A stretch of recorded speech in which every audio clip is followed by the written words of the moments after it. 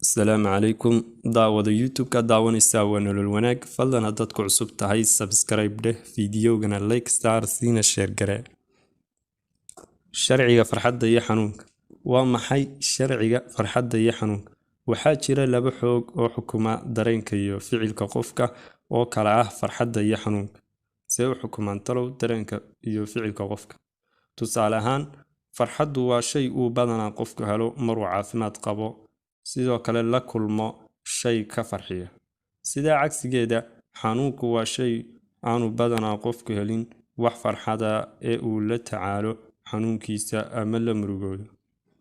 sidaas daraadeed waxaa lagu tilmaamaa laba xoog oo xukuma qofka dareenkiisa iyo ficilkiisa hadda waxaan rajeynayaa inaad ila fahantay haddaba waa maxay ujeedkeenu waa qofku wuxuu raadinayaa farxadda wuxuuna isku dayayaa inuu iska ilaaliyo xanuunka qofka sigaarka cabaa waxa uu maleynayaa inay sigaar cabistu tahay nasasho